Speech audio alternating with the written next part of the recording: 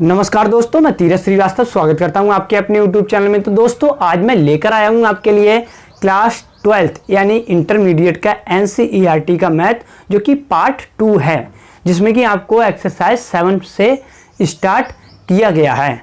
तो दोस्तों मैं आपसे एक प्रॉमिस करता हूं कि मैं आपको हाई स्कूल इंटरमीडिएट का एक एक क्वेश्चन आपके अपने YouTube चैनल में अपलोड कर दूंगा। आप हमारे चैनल को सब्सक्राइब कर लीजिए और प्रत्येक एक एक क्वेश्चन को देखिए। आज के बाद आपको कोचिंग पढ़ने की कोई भी ज़रूरत नहीं है, क्योंकि मैंने प्रत्येक क्वेश्चन हल कर दिया है। फिर भी आपको किसी भी प्रकार की प्रॉब्लम हो तो आप मुझे मेरे सीधे फ़ोन नंबर पे कॉल भी कर सकते हैं। तो फ्रेंड्स, हमने इससे पहले एक लेक्चर दे दिया है, यानी कि यह हमारा प्रश्नावली यानी कि एक्सरसाइज 7.1 का लेक्चर नंबर 2 यानी कि पार्ट 2 यानी कि भाग 2 है। तो हम आपको एक बात बताना चाहते हैं कि हम इन क्वेश्चंस को कर रहे हैं, तब आपको समाकलन या अवकलन में कोई प्रॉब्लम हो सकती है, क्योंकि हमने इन सवालों में सूत्र को बाकायदा नहीं समझाया है। लेकिन हमने आपके लिए सूत्र जो भी हैं, अवकलन हो चाहे समाकलन हो, जितने भी उसके सूत्र हैं, जितने भी उसके रूल हैं, मैंने आपको उसके लिए एक एक्स्ट्रा वीडियो बनाई है। हम उसमें आपको प्रत्येक सूत्र को डिस्क्राइब करेंगे, यानी कि वर्णन करेंगे। आप उसको देख लीजिएगा, हमारी प्लेलिस्ट में जाइएगा और फिर उसके बाद यदि जब इन वीडियोज़ को आप देखेंगे तब आपको समझने में 1% प्रॉब्लम नहीं होगी।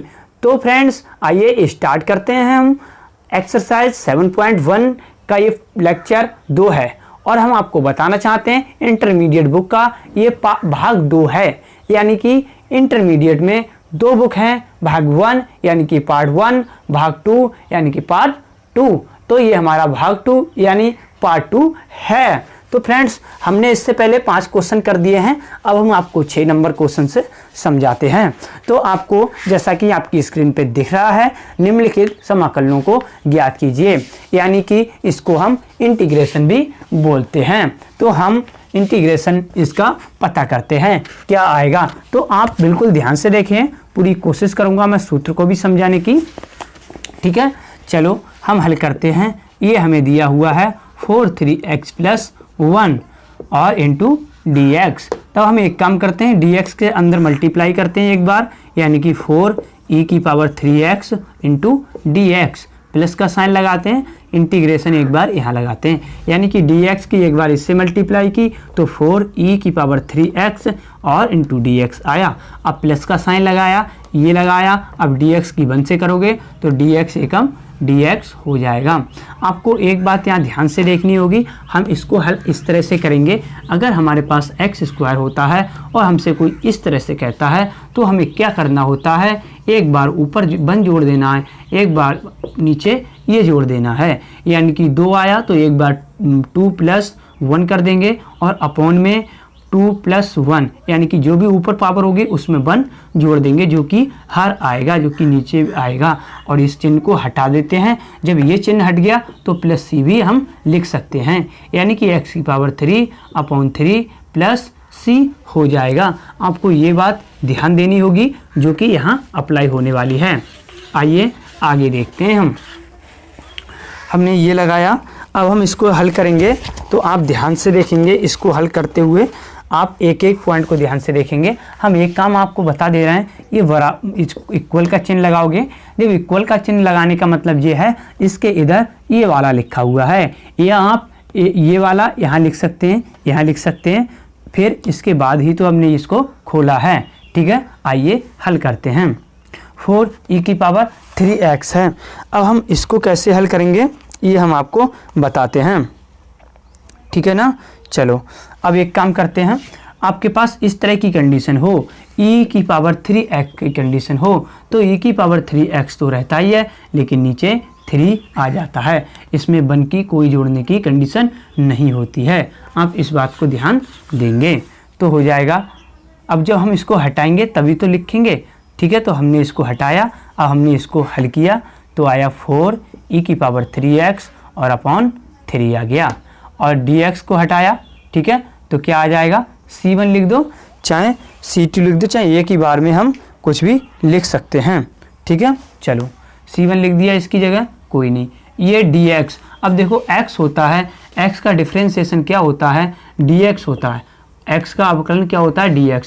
तो dx का इंटीग्रेशन क्या होगा, x, यानी कि इसका डिफ्रेंसिएशन dx, सॉरी इसका डिफ्रेंसिएशन dx होगा, तो इसका इंटीग्रेशन x होगा, यानी कि इसका इंटीग्रेशन, इसका समाकलन कितना होगा, x होगा, ठीक है। इसको C2 लिख सकते हैं हम, क्योंकि ये चिन्ह हटाया हमने, C2 लिख लिया, ठीक है। और वैसे ही आपको डायरेक्ट भी अगर यहाँ से करते तब आपको C1 C2 लिखने की कोई ज़रूरत नहीं थी। अब हम एक काम कर सकते हैं, 4/3 और E3x प्लस x लिखा हमने। अब C1 C2 को हमने C लिख दिया। यहाँ हम लिख सकते हैं C1, यहाँ नीचे लिख देता हूँ मैं, C बराबर C1 प्लस C2। तो ये आपका हल हो गया, यानी कि आप यहाँ ये लिख सकते हैं ब्रैकेट में 4e⁻3x plus 1 into dx equal to ये, ठीक है। बस आपके शायद आ गया होगा ये समझ में, आप इसका स्क्रीनशॉट बाद में लेना। अब हम आपको अगला क्वेश्चन बताते हैं। अगला क्वेश्चन है हमारे पास 7 नंबर। प्रत्येक क्वेश्चन मैं आपको कराऊंगा, इसके लिए मैंने आपको प्रॉमिस भी किया है। x² ब्रैकेट में 1 - 1/x² ब्रैकेट में dx, ठीक है। ये जब आपके पास आ गया तो अब हम इसको कैसे हल करेंगे ये हम आपको बताते हैं। चलो इसको हल करते हैं। तो लिखते हैं हल, यानी कि सॉल्यूशन। तो हम एक बार इसको ही लिख लेते हैं, कोई प्रॉब्लम नहीं है।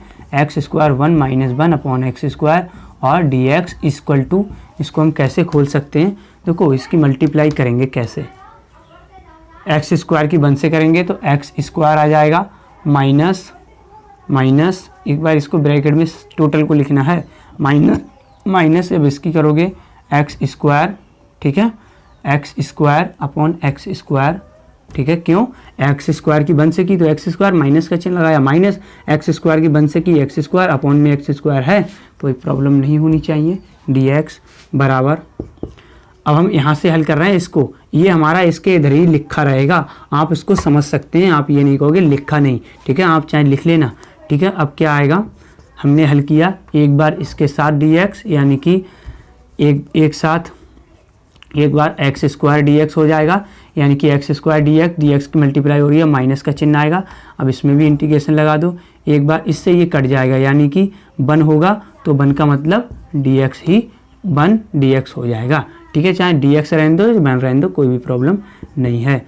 अब मैंने आपको बताया था इसको हल करना है, तो इसको हल कैसे करोगे, इसको हल मैंने बताया था x 2 + 1 और नीचे 2 + 1, माइनस का चिन्ह है, और dx का क्या होता है, सिर्फ x होता है। अब हमने जैसे यहाँ C1 C2 C बराबर लिखा था, हम यहाँ C1 C2 ना लिखकर सीधे C लिख सकते हैं, आप समझने की कोशिश करेंगे तो आ जाएगा, कितना आ जाएगा, x³ minus x plus C, ये हो गया। चाहे आप एक बार इसको इसके बराबर में लिख लो, यानी कि इंटीग्रेशन, ये वाला integration x² 1 - 1/x² dx equal to क्या आ जाएगा, x³ minus x plus C, ये आपका हल हो गया। आप देखो ये जो था यहाँ लिख सकते थे, यहाँ लिख सकते थे, यहाँ, यानी कि इसके बराबर ये, तो इसी के बराबर ये, इसी के बराबर ये, इसके बराबर ये आपको समझने की कोशिश करनी पड़ेगी। अब आप इसका स्क्रीनशॉट ले लो। अब आगे देखते हैं 8 क्वेश्चन नंबर को समझने की कोशिश करेंगे। हमारे पास ये दिया है, हम इसको सॉल्यूशन करते हैं, ठीक है। कैसे देखेंगे, ax², चाहे हम लिख सकते हैं दिया है, चाहे मत लिखो, कोई भी प्रॉब्लम नहीं है, प्लस b इंटू dx। एक काम कर सकते हैं हम, इसके इक्वल टू हम इसको खोल लेते हैं, ठीक है। खोलने का मतलब dx के अंदर मल्टीप्लाई कर सकते हैं, यानी कि ax² dx हो जाएगा, ठीक है। अब प्लस, चाहे हम अलग अलग कर लें इसको, चाहे एक ही बार में कर देते, चाहे अलग अलग कर देते, कोई प्रॉब्लम नहीं थी, ठीक है। चाहे इस बार मैं आपको एक साथ बताता हूँ कैसे करते हैं, ठीक है, एक साथ बता दे रहा हूँ, ठीक है, एक साथ बता दे रहा हूँ। ax² dx plus bx dx plus c dx, ठीक है ना। गड़बड़ हो रहा है, गड़बड़ ये हो रहा है, बहुत बड़ा हो जाएगा, लंबा हो जाएगा, आपको बस यहीं से हल करवा दे रहे हैं, लंबा हो जाएगा, कोई दिक्कत वाली बात हो सकती है। बराबर का चिन्ह लगा दे रहे हैं, यानी कि समझ लो इधर ये वाला इधर लिखा हुआ है, इसके बराबर में ये आया, ठीक है, ऐसे समझ लो। अब जगह बच जाएगी थोड़ी। ax स्क्वायर और dx plus bx dx plus c dx, समझ गए ना। इसकी मल्टीप्लाई तीनों से कर ली। अब हम इसको हल करते हैं, कैसे करेंगे। ax मैंने आपको बताया था ये कांस्टेंट है, इसको हम चाहे बाहर लिख दो चाहे अंदर लिख दो। अब हम एक काम कर सकते हैं, अब तो आपको पता चल गया, अब एक इंटीग्रेशन सबके साथ अलग अलग लगा देते हैं, ठीक है। ax स्क्वायर dx प्लस इसके साथ bx dx प्लस इसके साथ c और dx। आ गया समझ में। अब इसको, अब ये जो है कांस्टेंट है, ए को बाहर ले लिया, अंदर क्या बचा एक्स स्क्वायर dx। अब की बहुत गहराई से समझा रहा हूँ, आपको ध्यान से देखना है। b कांस्टेंट है, ठीक है, तो हमने b बाहर लिख लिया और ये चिन्ह लगा दिया, अंदर क्या बचा x dx प्लस c बाहर लिख लिया, अंदर क्या बचा dx। चलो अब एक काम करते हैं, a है, अब एक्स स्क्वायर का मैंने बताया था कैसे, एक्स स्क्वायर 1 + 2 + 1 हो जाएगा ऊपर, और नीचे ये हो जाएगा 2 + 1 हो गया और t + 1 हो गया ये। अब यहाँ की बात करते हैं b, यहाँ भी x की पावर 1 होगी, जिसकी पावर कुछ नहीं होती, इसकी पावर 1 होती है, यानी कि 1 + 1 और 1 + 1 नीचे प्लस c आया। अब dx को हम सिर्फ x लिख सकते हैं, और हम आगे इसको देखो a b c, अब कांस्टेंट हम d मान लेते हैं, ठीक है। आप कहोगे सिर्फ c क्यों नहीं मान रहे हो, कोई भी मान लो कांस्टेंट, कोई दिक्कत नहीं है। तो कांस्टेंट इसलिए c लिखते हैं क्योंकि c से ही कांस्टेंट बनता है, लेकिन c यहाँ पहले से दे रखा है तो हम क्यों मानेंगे, ठीक है ना। चलो आगे हम इसको हल करते हैं कैसे, ठीक है। ये हो जाएगा a x की पावर 3 हो जाएगा और अपॉन 3 हो जाएगा, प्लस b x की पावर स्क्वायर हो जाएगा, यानी कि 2 हो जाएगा 1 + 1, नीचे कितना हो जाएगा 2 प्लस सी एक्स प्लस डी हो जाएगा अपने पास, ठीक है ना। चलो ये इसके बराबर में ये आ गया, इसका क्या आ गया, इंटीग्रेशन। आप ये नहीं कहोगे कि यहाँ आपको लिखना पड़ेगा, ये आपको यहाँ लिखना पड़ेगा, ये यहाँ लिखना पड़ेगा, ये यहाँ नहीं भी लिखोगे, बराबर का चिन्ह होगा तो एग्जामिनर या जांचने वाला या पढ़ने वाला सब समझ जाते हैं, ठीक है। आप यहाँ सी भी लिख सकते हैं, डी भी लिख सकते हैं, लेकिन सी इसलिए यहाँ सी ही लिख दो, कोई प्रॉब्लम नहीं है। या ऐसा करो बड़ी सी बना दो, बड़ी सी बना दो, समझ लो ये छोटी सी है, ये बड़ी सी बना दो, अब भी कोई प्रॉब्लम नहीं है, ठीक है। अब हम देखते हैं कितना हो गया, 8 नंबर हो गया। अब 9 नंबर को देखते हैं, फिर से एक क्वेश्चन बताऊंगा। 9 नंबर को देखते हैं, इंटीग्रेशन का चिन्ह साइन है। अब कितना है 2x स्क्वायर और प्लस EX और ब्रैकेट में dx। चलो इसको ही ऐसे ही करते हैं, ठीक है। इससे लिखते हैं 2x स्क्वायर dx और प्लस इंटीग्रेशन का चिन्ह EX और dx हो गया। इसको हल करेंगे, 2 पहले कॉमन ले लेंगे, बराबर का चिन्ह लगा रहा हूँ मैं, ध्यान देना। 2 पहले कॉमन ले लेंगे, वो 2 बाहर ले लेंगे। अब अंदर क्या बचा x स्क्वायर dx प्लस यहाँ लगाया EX का EX और dx, ठीक है। चलो एक काम करते हैं, 2 लिख लिया, इसको जब हटाओगे तो कितना होगा x 2 + 1 और 2 + 1। आप कहोगे dx क्यों नहीं आया, dx हटाया तभी तो हमने +1 लिखा है इसकी जगह, ठीक है। dx हट जाएगा क्योंकि ये डिफरेंशिएशन है, इंटीग्रेशन है, ये कट भी तो जाएगा, ठीक, समझ में आया। चलो आगे प्लस EX का तो EX ही रहता है, इस बात का ध्यान रखना। अब इसका भी हट गया, टोटल के आगे C लगा दो, ठीक है। चलो क्या बचा 2x की पावर 3 अपॉन 3, टोटल के 3 लिख दो, कोई प्रॉब्लम नहीं है, EX प्लस C। ये आपके पास आ गया, ठीक है। ये आपका आंसर हो गया। अब आप इसका स्क्रीनशॉट ले लो। अब देखते हैं 10 क्वेश्चन नंबर, आपको ये दिख रहा है 10 क्वेश्चन नंबर, आप अपनी बुक में भी देख सकते हैं। अब इसको हल कैसे करेंगे, ठीक है। चलो लिखते हैं सॉल्यूशन, करते हैं सॉल्यूशन, ठीक। चलो अब एक काम करते हैं, एक बार मैं यहाँ लिख लेता हूँ इसको, √x - 1/√x स्क्वायर dx। आपने एक सूत्र पढ़ा होगा a - b का होल स्क्वायर वाला, यानी कि a - b का होल स्क्वायर। ये क्या होता है, a स्क्वायर, आपको तो पता ही होगा, a square plus b square minus 2ab। इसी क्रम से a स्क्वायर का मतलब a की जगह जो है वो इसका स्क्वायर, यानी कि यहाँ ये तो हम लगाएंगे ही चिन्ह, अब इसकी जगह यानी कि √x का स्क्वायर, ठीक है। हो आ गया समझ में, प्लस का चिन्ह है यानी कि b का स्क्वायर यानी कि इसका square 1 upon under root x का स्क्वायर, ठीक है, इसका स्क्वायर। अब माइनस का चिन्ह माइनस लगाया, 2 लिखा, ए की जगह क्या है अंडर रूट एक्स और बी की जगह क्या है 1 अपॉन अंडर रूट एक्स। हो गया पूरा, ठीक, आ गया समझ में। चलो अब बराबर का साइन लगाया, एक काम करते हैं, अब इसको अंडर रूट है स्क्वायर है तो ये अंडर रूट से स्क्वायर कट जाएगा, यानी कि बचेगा कितना, सिर्फ एक्स बचेगा, प्लस यहाँ कितना बचेगा, सिर्फ 1/x बचेगा, इससे ये कैंसिल हो गया, ठीक है। मल्टीप्लाई में यहाँ कितना बचा, -2 बचा। एक काम करो, इसके सबके dx इंटू में है ये dx, ठीक है।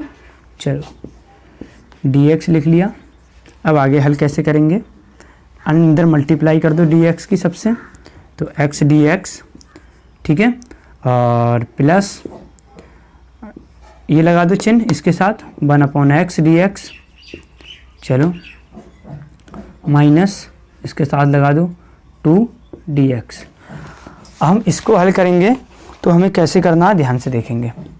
x आया, वही कंडीशन है, x का 1 है तो 1 लगाया और नीचे 1 + 1 लगाया इसके साथ, जो कि मैंने आपको हर बार बताया है, प्लस 1 अपॉन एक्स, एक होता है log x, ठीक है, log x बराबर होता है 1 अपॉन एक्स, ठीक है, ध्यान देना। तो ये है log x का डिफ्रेंशिएशन ये, और 1 अपॉन एक्स का इंटीग्रेशन ये है, ठीक।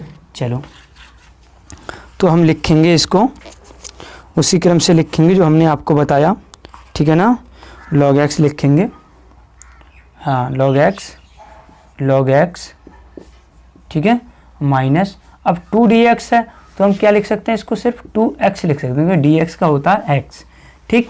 चलो आगे हल करेंगे तो ये आएगा x² upon 2 plus log x और -2x और प्लस c।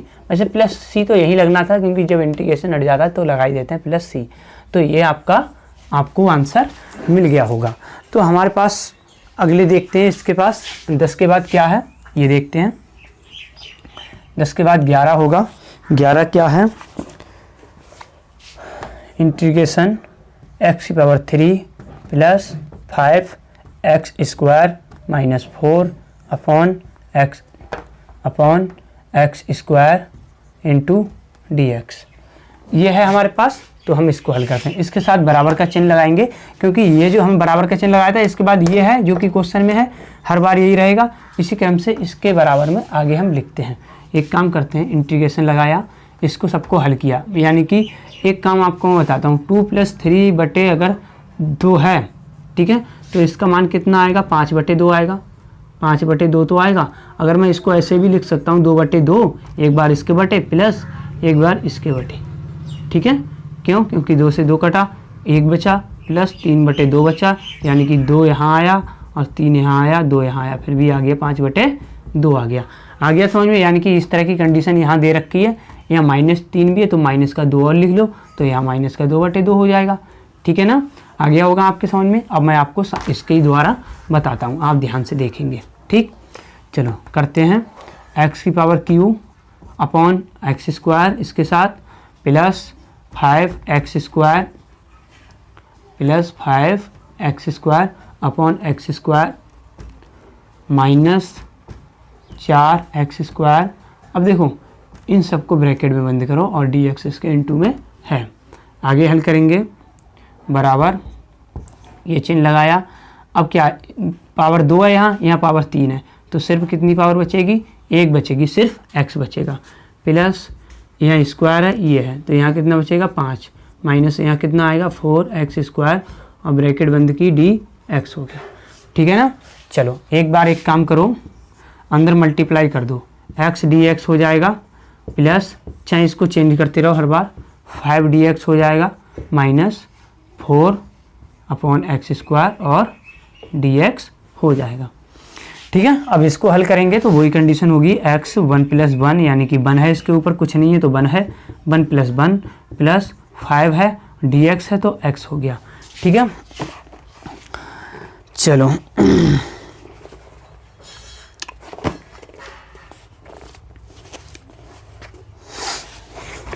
आगे देखते हैं इसको कैसे हल करेंगे। माइनस एक काम करो 4 है, ये जो ऊपर जाएगा x² तो माइनस की पावर 2 हो जाएगी। आप कहोगे लॉग में क्यों नहीं होगा, क्योंकि लॉग में सिर्फ सिंगल एक्स होता है, यहाँ एक्स स्क्वायर है इसीलिए नहीं होगा लॉग वगैरह में। तो ये क्या होगा, एक्स 1 + 1 2 हो जाएगा अपॉन 1 प्लस 5x हो जाएगा माइनस, अब देखो क्या होगा 4 हमने बाहर ले लिया, ठीक है, यहाँ क्या बचा x -2 और माइनस प्लस आता है प्लस 2, ठीक है, -2 है। एक मिनट पहले जो हटाओगे तब लिखोगे ना, एक बार चाहे इसको मैं हटा देता हूँ डायरेक्ट, आप समझ जाना, ठीक है।